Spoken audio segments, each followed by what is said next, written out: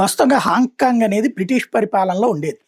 దానికి స్వతంత్రత ఇస్తూ ఓ 15 ఏళ్ల తర్వాతన ఇష్టమైతే చైనాలో కలవచ్చు, లేకపోతే వాళ్ళు స్వతంత్రంగా ఉండిపోవచ్చు అని చెప్పింది. కానీ చైనా నిదానంగా హాంకాంగ్‌లోని ఎన్నికల్లో జాగ్రత్తగా జోక్యం చేసుకుంటూ, అక్కడ చైనా భావజాలం ఉన్నటువంటి వాళ్ళని పెట్టుకొచ్చింది. నిదానంగా వాళ్ళ చేతనే చట్టం చేపిచ్చి హాంకాంగ్‌ని చైనాలో కలిపేసుకునేది. ఇప్పుడు ఆ హాంకాంగ్ ఒకప్పుడు హాంకాంగ్ అనేటటువంటిది ఒక రకంగా సింగపూర్‌కి తలదన్నేటటువంటిది. ప్రపంచంలో టాప్ 3 ఫైనాన్షియల్ కంట్రీ. అది గాస్త ఇప్పుడు చైనా చెప్పు చేతల్లో ఉన్నటువంటి.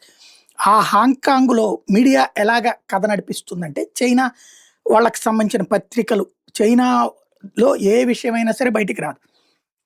అందులో ఏదైతే బిల్డింగ్ హాంకాంగ్‌లో తగలబడినటువంటి బిల్డింగ్‌లో 7,800 మంది ఉన్నారట. కానీ వాళ్ళేం చెప్తున్నారు, 350 మంది మాత్రమే చచ్చిపోయారని చెప్తున్నారు. ఈ 7,800 మందిలో 700 మంది బయటపడితే, మిగతా వాళ్ళందరూ కూడా ప్రాణాలు కోల్పోయారన్నటువంటిది చైనా మీదన కసితో ఉండే హాంకాంగ్‌కి సంబంధించినటువంటోళ్ళు బయట పెడుతున్న నిజం. ఇదే హాంకాంగ్ అంటున్నా. ఆహ్, ఏదైతే తైవాన్‌కి సంబంధించిన మీడియా బయట పెడుతున్నటువంటి అంశం. వాళ్ళ మీడియా అక్కడి నుంచి ప్రొజెక్ట్ చేస్తున్నటువంటి అంశం. అదే ఏ జపానో, యూరోపో, ఇండియానో, అమెరికాలోనో అయ్యుంటే 300 అయితే 33,000 చెప్తారు. తేడా అక్కడ అలా ఉంటుందన్నమాట.